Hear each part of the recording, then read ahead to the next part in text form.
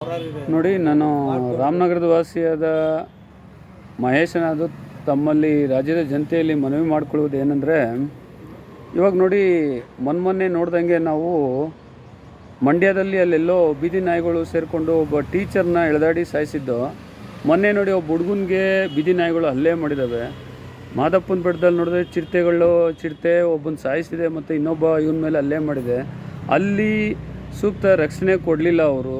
Forest ಅವ್ರ ಜವಾಬ್ದಾರಿ ಏನಿತ್ತು ಅಂದರೆ, ಅವರು ಪಾದಯಾತ್ರಿಗಳು ಕಾಡಿಗೆ ಹೋಗ್ಬೇಕಾದ್ರೆ ತಡಿಬೇಕಾಗಿತ್ತು, ಇಲ್ಲಾಂದರೆ ಅವ್ರಿಗೆ ಸೂಕ್ತ ರಕ್ಷಣೆ ಕೊಡಬೇಕಾಗಿತ್ತು.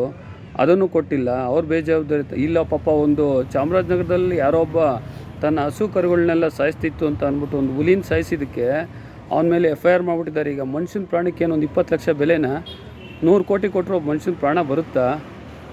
ಇವರೆಲ್ಲ ಈ ಥರ ಈಗ ಒಂದು ಫಾರೆಸ್ಟ್ ಅವ್ರು ಏನು ಮಾಡ್ತಾರೆ, ಒಂದು ಚಿರತೆನ ತೊಗೊಬಂದು ಒಂದೂರಿಂದ ಇನ್ನೊಂದು ಊರಿಗೆ ಬಿಡ್ತಾರೆ. ಮತ್ತು ಅಲ್ಲಿಂದ ಇಲ್ಲಿಗೆ ಹೋಗಿ ಆನೆಗಳು ಕರ್ಕೊಂಬಂದು ಒಂದೂರಿಂದ ಇನ್ನೊಂದೂರಿಗೆ ಓಡಿಸ್ತಾರೆ. ಇವ್ರುಗಳು ಮಾಡ್ತಿರೋದ್ರಿಂದ ಎಷ್ಟೋ ಜನ ಪ್ರಾಣ ಹಾನಿ ಆಗ್ತದೆ. ಕಾಡಿಂದ ಚಿರತೆ ಆನೆ ಹುಲಿಗಳು ಬರ್ದಿದ್ದಂಗೂ ತಡೀತಿಲ್ಲ.